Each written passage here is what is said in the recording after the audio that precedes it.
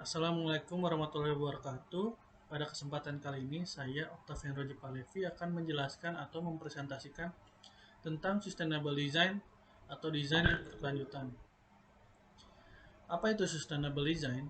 Sustainable design adalah sebuah langkah desain atau merancang yang menggunakan konsep atau prinsip sosial, lingkungan, serta prinsip ekonomi. Sustainable design mempunyai tiga pilar utama. Yang pertama adalah profit, yang kedua planet, dan yang ketiga people. Sustainable design atau perancangan berkelanjutan menjadi tantangan besar atas krisis lingkungan global. Meledaknya populasi dunia, semakin berkurang ketersediaan sumber daya alam, serta semakin rusaknya ekosistem dan keragaman hayati di dunia.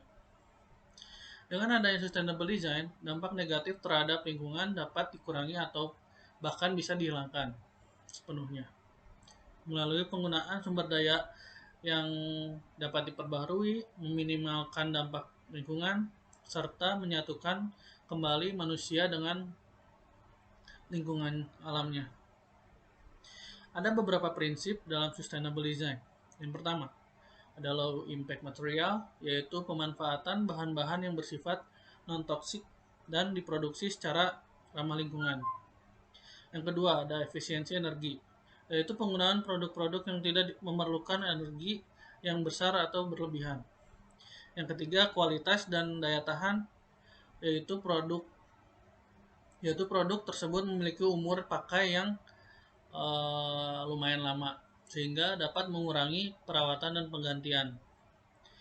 Yang keempat, recycle atau reuse, adalah sebuah produk yang menggunakan pemanfaatan berkelanjutan pada end use atau hasil akhirnya. Yang kelima, renewability, yaitu bahan-bahan yang digunakan diambil dari wilayah yang paling dekat, dibuat dari sumber daya yang terbarukan. Yang keenam, sehat, yaitu produk yang dibuat tidak berdampak pada manusia maupun lingkungan sekitar. Dan di sini saya akan memfokuskan kepada sustainable design di bidang arsitektur, atau yang sering disebut dengan sustainable arsitektur dan juga dikenal dengan green arsitektur. Green arsitektur merupakan salah satu tahap arsitektur yang lebih memfokuskan pada arsitektur yang ramah akan lingkungan. Ada beberapa poin penting tujuan dari green arsitektur, seperti meminimalisir penggunaan sumber daya alam, mengefisiensi energi alam, penggunaan air yang bijak, dan material non-produksi, serta mendaur ulang. Ada beberapa prinsip dari green arsitektur yang dikeluarkan oleh US Green Building Council pada tahun 1994 yang bernama Leadership in Energy and Environmental Design. Sebagai berikut.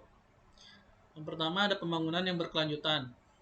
Diusahakan menggunakan kembali bangunan yang ada dan dengan pelestarian lingkungan sekitar. Yang kedua, ada pelestarian air, dilakukan dengan berbagai cara, termasuk diantaranya pembersihan dan daur ulang air bekas maksudnya, serta pemasangan bangunan penampung air hujan. Yang ketiga, ada peningkatan efisiensi dari energi. Dapat dilakukan dengan berbagai cara, misalnya membuat layout dengan orientasi bangunan yang mampu beradaptasi dengan pembaruan musim, terutama posisi matahari. Yang keempat, ada bahan bangunan terbarukan. Material terbaik untuk arsitektur hijau adalah diusahakan menggunakan bahan daur ulang atau bisa juga dengan menggunakan bahan yang terbarukan sehingga membutuhkan sedikit energi untuk diproduksi. Yang kelima, atau yang terakhir, kualitas lingkungan dan ruangan. Dalam ruangan diperhatikan hal-hal yang mempengaruhi bagaimana pengguna merasa nyaman dalam sebuah ruangan itu. Hal ini seperti penilaian terhadap kenyamanan dalam sebuah ruangan yang meliputi dari ventilasi, pengendalian suhu, dan penggunaan bahan yang tidak mengeluarkan gas beracun. Dan saya akan memberi beberapa contoh dari green arsitektur. Yang pertama ada Bosco Vertical atau Vertical Forest yang ada di Milan.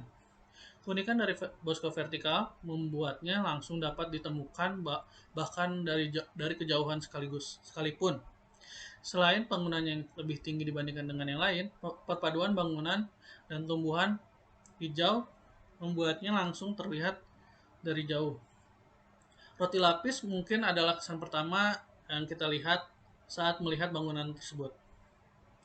Kalau nuansa hijau pada bangunan sebelumnya atau yang lainnya ada pada atapnya, tetapi berbeda dengan bosko vertikal. Nuansa hijaunya pada bangunan ini terletak dari berbagai sisi bangunan yang digunakan. Bangunan bangunan yang digunakan sebagai tempat tinggal atau perumahan ini mulai dibangun pada tahun 2009 dan selesai pada tahun 2014. Pembangunan bosko vertikal dimaksud untuk rehabilitas sejarah antara Via de Castilia dan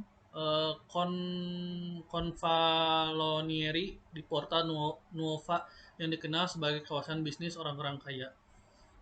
Selain ada di luar negeri, bangunan yang mengambil aspek dari green arsitektur itu ada di Indonesia juga. Salah satunya ada di Tangerang. Beberapa tahun terakhir, Tangerang mulai dipenuhi dengan berbagai jenis pembangunan mulai dari apartemen, perumahan, kampus hingga tempat-tempat rekreasi dan mall. Uniknya, pembangunan yang dilakukan kebanyakan berfokus pada bangunan green building atau green arsitektur, termasuk yang dilakukan oleh UMN atau Universitas Multimedia Nusantara.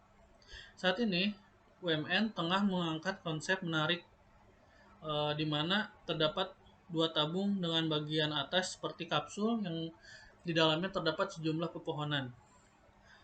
Berikut adalah dua contoh dari green arsitektur yang saya ambil. Sekian dari presentasi yang dapat saya sampaikan.